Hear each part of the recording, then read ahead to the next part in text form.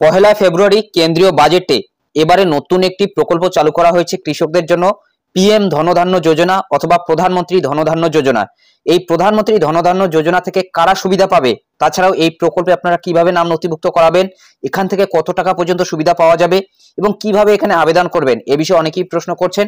তো এই প্রকল্প সম্পর্কে বিস্তারিত আজকের এই ভিডিওর মাধ্যমে জানিয়ে দিচ্ছি। ভিডিওটি প্রথম থেকে শেষ পর্যন্ত কন্টিনিউ করুন। তো ভিডিওটি শুরু করার আগে একটাই রিকোয়েস্ট, ভিডিওটিতে একটি লাইক করে দিন, চ্যানেলে নতুন হলে চ্যানেলটি সাবস্ক্রাইব করে নিয়ে পাশে থাকা বেল আইকনটি প্রেস করে অল নোটিফিকেশনটি অন করে দিন। দেখুন, প্রথমেই বলা হয়েছে পিএম ধনধান্য যোজনায় কি সুবিধা পাবেন, কারা এই প্রকল্পে আবেদন করতে পারবে, কত টাকা পাওয়া যাবে এই প্রকল্প থেকে, কিভাবে আবেদন করবেন। অর্থমন্ত্রী নির্মলা সীতারামন তার অষ্টম বাজেট পেশ করেছেন। বাজেটের শুরুতেই প্রধানমন্ত্রী ধনধান্য কৃষি যোজনা ঘোষণা করেছেন অর্থমন্ত্রী। এর আওতায় আসবে এমন 100 জেলা যেখানে উৎপাদন কম। রাজ্যগুলির সঙ্গে পিএম ধনধান্য প্রকল্প চালানো হবে। উপকৃত হবেন 1.7 কোটি কৃষক। অর্থমন্ত্রী বলেন, গ্রামীণ এলাকায় সমৃদ্ধির জন্য রাজ্যগুলির সঙ্গে একটি নীতি তৈরি করবে। বাজেটে কৃষকদের জন্য প্রধানমন্ত্রী ধনধান্য যোজনা ঘোষণা করা হয়েছে। একই সঙ্গে বিহারে মাখানা বোর্ড গঠনের ঘোষণা করা হয়েছে। গ্রামীণ এলাকায় কর্মসংস্থান বাড়ানোর দিকে সরকারের নজর রয়েছে। অর্থমন্ত্রী বাজেট বক্তৃতায় বলেছিলেন যে বিহারে মাখানা বোর্ড গঠন করা হবে। এই বোর্ডটি উৎপাদন, বিপণন এবং কৃষকদের সহায়তায় কাজ করবে। অর্থমন্ত্রী নির্মলা সীতারমনের এটি টানা অষ্টম বাজেট। এই প্রকল্পে কতগুলি জেলাকে অন্তর্ভুক্ত করা হবে, অর্থাৎ এই পিএম ধনধান্য যোজনায় কতগুলো জেলাকে অন্তর্ভুক্ত করা হবে এই বিষয়ে বলা হয়েছে। প্রধানমন্ত্রী ধনধান্য কৃষি যোজনায় একটি উন্নয়নশীল কৃষি কর্মসূচি যা 100টি জেলাকে কভার করবে, অর্থাৎ গোটা দেশের 100টি জেলা কিন্তু এখানে অন্তর্ভুক্ত থাকবে। এর মাধ্যমে উচ্চ ফলনশীল বীজের জন্য একটি জাতীয় মিশন চালু করা হবে। সবজি ফলনের জন্য বড় পরিকল্পনা নিয়েছে সরকার। রাজ্যগুলির সঙ্গে এই বিষয়ে জোট বেঁধে সবজি ও ফলের চাষও করা হবে। অর্থাৎ এই দুইটি বিষয়কে কিন্তু বেশি গুরুত্ব দেওয়া হচ্ছে সবজি এবং ফলের চাষের ক্ষেত্রে। এদিন অর্থমন্ত্রী বলেন, সরকার ডালে স্বয়ং সম্পূর্ণতা অর্জনের দিকে কাজ করছে। ডালের ব্যবহার উল্লেখযোগ্যভাবে বৃদ্ধি পেয়েছে এবং সরকার ডালে স্বয়ং সম্পূর্ণতার জন্য 6 বছরের মিশন চালু করবে।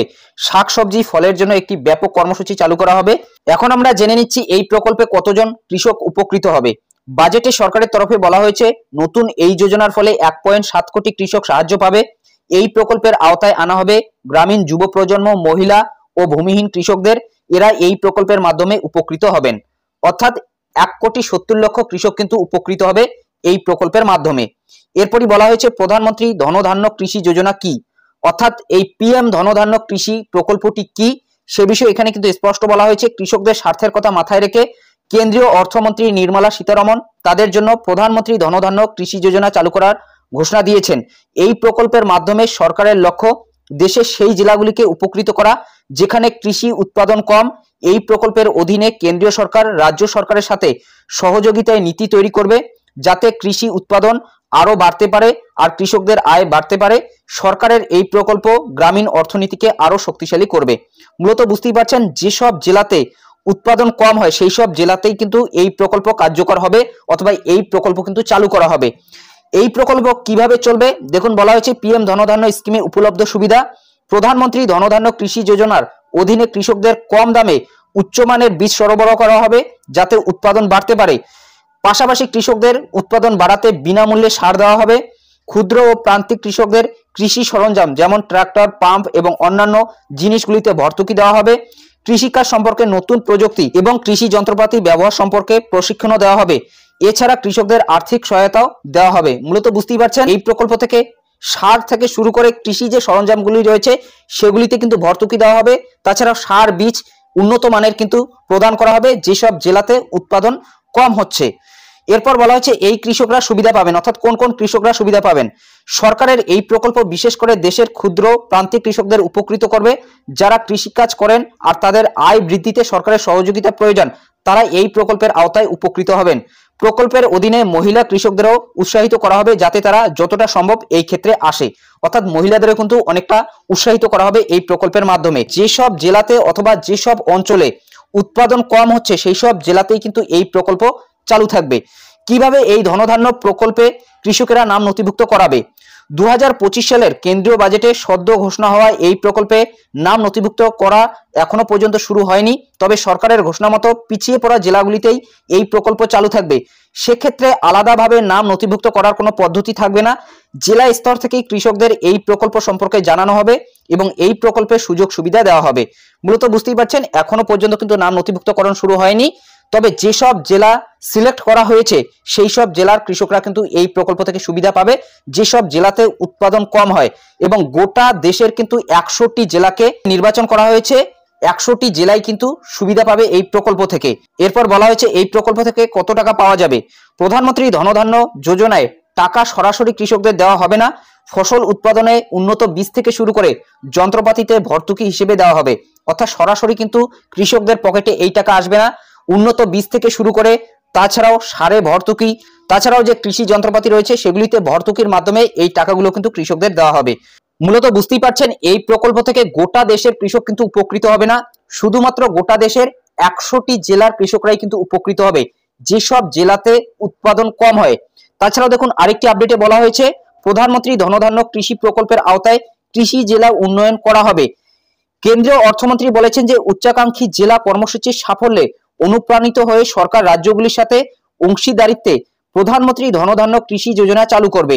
অর্থাৎ রাজ্যগুলির সাথে কিন্তু যৌথভাবে এই প্রকল্প চলবে। এই কর্মসূচির আওতায় 100টি জেলাকে কভার করা হবে, যেখানে কম উৎপাদনশীলতা, কম ফসল বপন করা হয়েছে এবং বিদ্যমান স্কিম এবং সুনির্দিষ্ট ব্যবস্থার সমন্বয়ের মাধ্যমে গড় ঋণের নিয়মে কম। এর উদ্দেশ্য হলো কৃষি উৎপাদনশীলতা বৃদ্ধি করা, শস্য বৈচিত্র্য এবং টেকসই চাষাবাদ পদ্ধতি গ্রহণ, পঞ্চায়েত ও ব্লক স্তরে উৎপাদিত সঞ্চয় স্থান বৃদ্ধি করা, সেচ সুবিধা উন্নত করা এবং দীর্ঘমেয়াদী ও স্বল্প মেয়াদী ঋণের সহজলভ্যতা সহজতর করা। অর্থাৎ এই প্রকল্প থেকে কিন্তু ঋণেরও ব্যবস্থা করা হবে, অর্থাৎ লোনও কিন্তু নেওয়া যাবে, কৃষকরা কিন্তু লোন নিয়েও চাষাবাদ করতে পারবে। এই কর্মসূচি 1.7 কোটি কৃষকদের সাহায্য করবে। অর্থাৎ গোটা দেশের কিন্তু 1,70,00,000 কৃষক উপকৃত হবে এই যোজনা থেকে। এবং প্রায় প্রত্যেকটা রাজ্যেরই কিন্তু কৃষক এখানে অন্তর্ভুক্ত থাকবে। যেহেতু 100টি জেলাকে নেওয়া হবে, যে 100টি জেলাকে নেওয়া হবে সেই 100টি জেলা কিন্তু কম উৎপাদনশীল অথবা সেই সব জেলাতে কিন্তু সেরকম উন্নতশীল চাষাবাদ হয় না, সেই সব জেলাকে কিন্তু টার্গেট করা হবে এবং সেই সব জেলাতেই কিন্তু এই প্রকল্পটি চালু থাকবে। আশা করছি বুঝতেই পারছেন এই প্রকল্প থেকে সরাসরি কৃষকদের পকেটে কিন্তু টাকা আসবে না, ভর্তুকির মাধ্যমে তাছাড়াও ঋণের মাধ্যমে কিন্তু এই টাকাগুলো দেওয়া হবে। অর্থাৎ যেসব জেলাতে উৎপাদন কম হয় অথবা উন্নতশীল সেরকম কৃষি ব্যবস্থা নেই সেই সব জেলাকেই কিন্তু এই প্রকল্পের আওতায় আনা হবে এবং সেই সব জেলাতে কিন্তু উন্নতশীল অথবা প্রযুক্তিযুক্ত কৃষি চাষাবাদের উপর নজর দেবে এই প্রকল্পের মাধ্যমে। এবং সরাসরি কিন্তু পিএম কিষাণ সম্মান নিধির মতো টাকা এই প্রকল্প থেকে দেওয়া হবে না। কেন্দ্রের এই প্রকল্পের ফলে কৃষকেরা কতটা উপকৃত হবে অথবা কৃষকদের কতটা সুবিধা হবে এ বিষয়ে আপনাদের কি মতামত অবশ্যই কমেন্ট বক্সে জানাতে ভুলবেন না। তো এই পিএম ধনধান্য যোজনা নিয়ে এটাই আপডেট দেওয়া ছিল। যদি ভিডিওটি ভালো লাগে একটি লাইক করে দেবেন, চ্যানেলে নতুন হলে চ্যানেলটি সাবস্ক্রাইব করে নিয়ে পাশে থাকা বেল আইকন প্রেস করে অল নোটিফিকেশনটি অন করে দেবেন এবং এই বিষয়ে আপনাদের মতামত অবশ্যই কমেন্ট বক্সে জানাতে ভুলবেন না। তো ভালো থাকবেন, সুস্থ থাকবেন, দেখা হচ্ছে নেক্সট ভিডিওতে।